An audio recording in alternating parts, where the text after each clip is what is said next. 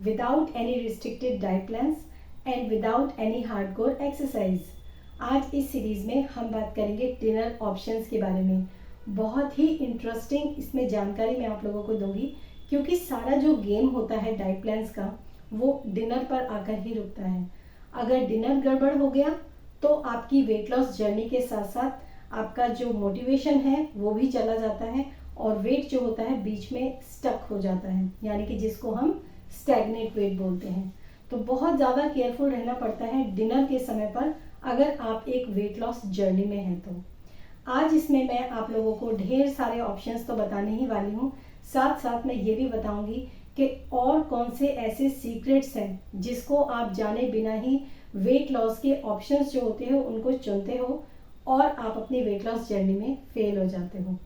3 तरह के सीक्रेट्स मैं आज आप लोगों के साथ शेयर करूंगी, या फिर आप ये भी कह सकते हो 3 तरह के लोग होते हैं जिनका वेट जो होता है बहुत ज़्यादा बढ़ा हुआ होता है। उनको किस तरीके की डाइट्स को अपनी डिनर में इंक्लूड करना चाहिए और अपने डिनर को किस तरीके से कंसिडर करना चाहिए, चाहे वो वेजिटेरियन है या फिर नॉन वेजिटेरियन है। तो चलिए शुरू करते हैं इस वीडियो को और बात करते हैं डिनर ऑप्शंस से पहले हम उन 3 सीक्रेट्स के बारे में। तो जनरली जिन लोगों का वेट बहुत ज़्यादा बढ़ा हुआ होता है, या तो उनकी बॉडी ने बहुत ज़्यादा पानी होल्ड किया हुआ होता है, जिनको बोलते हैं water retention body. First secret ये मैं आपको बताऊंगी, इसका सॉल्यूशन भी मैं आपको बताऊंगी और डाइट के ऑप्शंस वेजिटेरियन और नॉन वेजिटेरियन सब कुछ बताने वाली हूँ। तो सबसे पहले वो लोग आते हैं जिनकी बॉडी ने बहुत ज़्यादा वाटर होल्ड किया हुआ है। अब आपको कैसे पता चलेगा कि आपकी बॉडी ने वाटर बहुत ज़्यादा होल्ड किया हुआ है? सपोज आप मॉर्निंग में सोकर उठेंगे तो आपकी पफी आइज आपको देखने के लिए मिलेगी। सेकेंड चीज़, जब आप सुबह सोकर उठते हैं तो आपको अपनी बॉडी बहुत ज़्यादा सूजी हुई और फूली हुई महसूस होती है। इवन अगर आप मुट्ठी बंद करते हैं तो मुट्ठी बंद करने के साथ जो है आपको ऐसा लगता है जैसे किसी चीज़ से मुट्ठी को दबाना पड़ रहा है, तब जाके आपकी मुट्ठी बंद हो रही है। कुछ देर बाद 1 से 2 घंटे के बाद जब आप 1-2 बार यूरिन को पास कर लेते हैं, उसके बाद आपको सही लगने लगता है। इसी तरह सूजन जो होती है सुबह के समय पैरों में भी महसूस होती है। तो ऐसे होते हैं फर्स्ट टाइप के लोग, जिन लोगों का वेट जो होता है सिर्फ इस वजह से बढ़ा हुआ है क्योंकि उनकी बॉडी ने वाटर को बहुत ज़्यादा होल्ड किया हुआ है। ऐसे लोगों की डाइट्स तो मैं आप लोगों को बताऊंगी, लेकिन मेडिकल उन लोगों को एक चीज़ मेडिकली भी मैं बताना चाहूँगी कि उनको अपना किडनी फंक्शन टेस्ट जो होता है वो ज़रूर करवाना चाहिए। अगर आपकी बॉडी ने वाटर बहुत ज़्यादा होल्ड किया हुआ है, किडनी आपकी बॉडी, आपके जो बॉडी के अंदर जो फ्लूइड है, जो पानी है, उसको फिल्टर नहीं कर पा रही है, ये इसका रूट कॉज होता है। लेकिन हम बात करेंगे डिनर ऑप्शंस के बारे में फॉर फास्ट वेट लॉस। तो सबसे पहले जो डिनर ऑप्शंस आते हैं वो आते हैं वेजिटेरियन के लिए। तो वेजिटेरियन को, जितने भी वेजिटेरियन होते हैं उनको ऐसे आइटम्स को अपनी डाइट में इंक्लूड करना चाहिए डिनर के लिए जो कि ऐसे बनते हो जिसमें आपको नमक जो है वो डालना ना पड़े। सपोज आप एक फ्रूट बोल ले सकते हैं विदाउट एनी सॉल्ट, आप सैलेड बोल ले सकते हैं स्प्राउटेड मूंग या स्प्राउटेड चना के साथ विदाउट एनी सॉल्ट।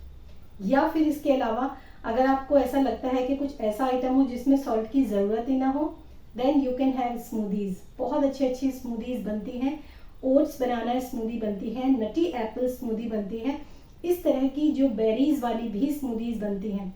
जैसे कि अगर हम ओट्स बनाना की स्मूदी की बात करते हैं तो उसके अंदर 1 बनाना, 2 से 3 चम्मच भीगे हुए ओट्स, थोड़ा सा दूध और 6 से 7 भीगे हुए बादाम। सिंपल, सिर्फ इतने ही सब चीज़ों को ब्लेंड करना है।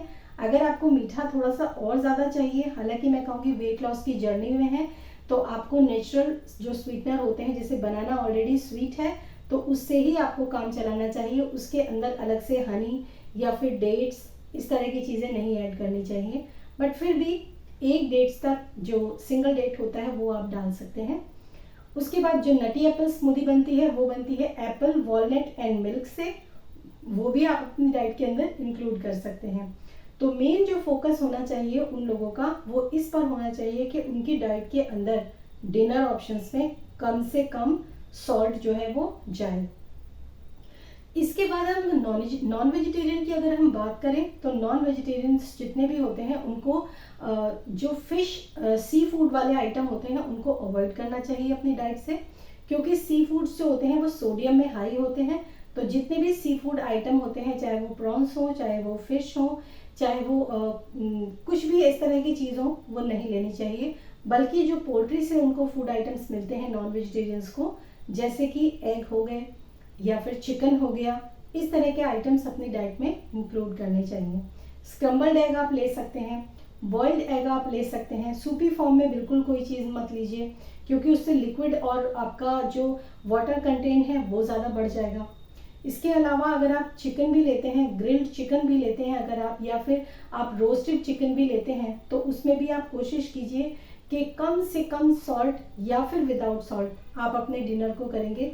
बहुत तेज़ी से वज़न कम होगा, क्योंकि जब आप सॉल्ट नहीं लेंगे तो एक्सेस जो आपकी बॉडी ने वाटर होल्ड किया हुआ है वो मॉर्निंग में श्रेड हो जाएगा।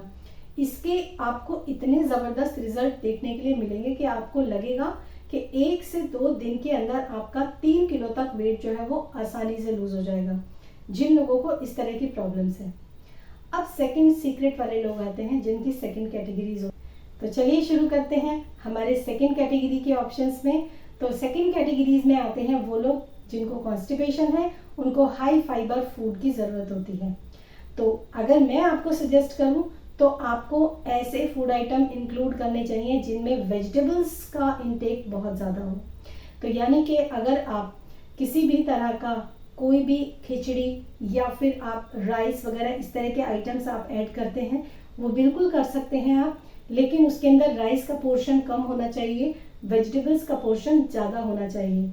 आप मूंग दाल खिचड़ी खाना चाहते हैं तो आपको कॉन्स्टिपेशन होगा, लेकिन अगर आप वेजिटेबल्स डाल के मूंग दाल खिचड़ी खाएंगे तो आपको जो कॉन्स्टिपेशन है वो रिलीज हो जाएगा। और बेस्ट जो वेजिटेबल होती है कॉन्स्टिपेशन को रिलीज करने के लिए, जो हमारा आयुर्वेद भी उसको मानता है, वो होती है पंपकिन की सब्जी, कद्दू की सब्जी। आप आज ही ट्राई कीजिए। अगर आपको बहुत ज़्यादा कॉन्स्टिपेशन रहता है, मॉर्निंग में आपको मोशन नहीं होता है, आप बहुत ही थोड़े से चावल के साथ आप सिर्फ और सिर्फ कद्दू की सब्जी कटोरा भर कर वो आप रात को डिनर में ले लीजिए। मॉर्निंग में रिजल्ट आप खुद देख लीजिएगा। आपका वेट तो लूज होगा ही, साथ साथ आपका कॉन्स्टिपेशन भी रिलीज होगा। तो इस तरीके से आपको अपने डिनर को डिज़ाइन करना है, जिसके अंदर आपके लिए जो है दाल, चावल और साथ साथ जो है आपकी वेजिटेबल्स का इंटेक बहुत ज़्यादा होना चाहिए। इसमें आप वेजिटेबल्स के चीले वगैरह भी ले सकते हैं, जैसे वेजिटेबल बेसन चीला ले सकते हैं, वेजिटेबल ओट्स का चीला ले सकते हैं। इस तरह के आइटम्स को आप अपनी डाइट में इंक्लूड करेंगे। जितना ज़्यादा आप अपनी डाइट में वाटर बढ़ाएंगे, पानी का कंटेंट बढ़ाएंगे, उतना ही ज़्यादा आपको कॉन्स्टिपेशन से रिलीज मिलेगा। इवन डिनर में भी आप जो है सूप्स वगैरह ऐड कर सकते हैं अपनी डाइट के अंदर। अगर आप इसके अंदर पनीर डालकर, पनीर के क्यूब्स डालकर, अगर आप टमाटो सूप या फिर वेजिटेबल टमाटो सूप, उसमें आप 80 ग्राम तक या 60 ग्राम तक पनीर के टोफू के पीसेस भी डाल सकते हैं, तो भी 101% आपका वेट लूज होगा मॉर्निंग में, साथ साथ आपका कॉन्स्टिपेशन भी रिलीज होगा। राइट। अब बात करते हैं नॉन वेजिटेरियंस के लिए। तो अगर आप नॉन वेजिटेरियन हैं तो आप उसमें पोल्ट्री के साथ साथ फिश वाले आइटम्स भी ले सकते हैं, यानी कि सी फूड्स भी आप इंक्लूड कर सकते हैं। लेकिन सी फूड आपको कैसे इंक्लूड करने हैं? ढेर सारी वेजिटेबल्स के साथ। सपोज आपको ग्रिल्ड चिकन खाना है तो ग्रिल्ड चिकन जो होना चाहिए आपका 100 ग्राम से ज़्यादा नहीं होना चाहिए। उसके साथ जो है ढेर सारी सैलेड या फिर सॉटेड वेजिटेबल्स आपकी होनी चाहिए। उसमें नो राइस एंड नो चपाती। आपको इस तरीके से अपने डिनर को डिज़ाइन करना है। सेम एज आप एग जो होता है, एग से, बॉइल्ड एग से बना हुआ एग सैलेड आप इस्तेमाल कर सकते हैं, या फिर ढेर सारी वेजिटेबल्स डाल के आप स्क्रम्बल्ड एग भी बना सकते हैं। और सेम आप फिश के साथ भी कर सकते हैं। आप एक फिश को ग्रिल कीजिए और उसके साथ ढेर सारा सैलेड लीजिए, और उसके बाद देखिए मॉर्निंग में आपका वेट भी लूज होगा और आपका कॉन्स्टिपेशन भी रिलीज होगा।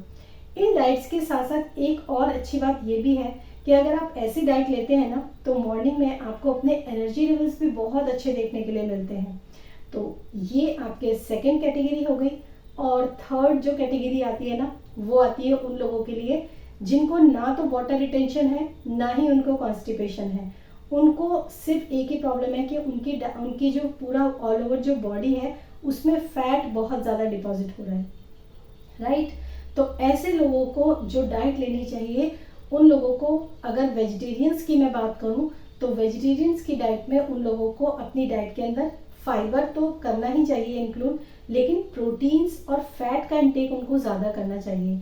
जैसे कि अगर मैं स्मूदीज़ की बात करूं तो नटी स्मूदीज़ जो होती हैं उनके लिए बहुत अच्छी होती है, मतलब जितना, क्योंकि फैट डिपॉजिट है ना, तो बॉडी को हमें ऐसी आदत डालनी है जिसमें कि वो एनर्जी लेने के लिए फैट का इस्तेमाल करें, स्टोर्ड फैट का इस्तेमाल करें।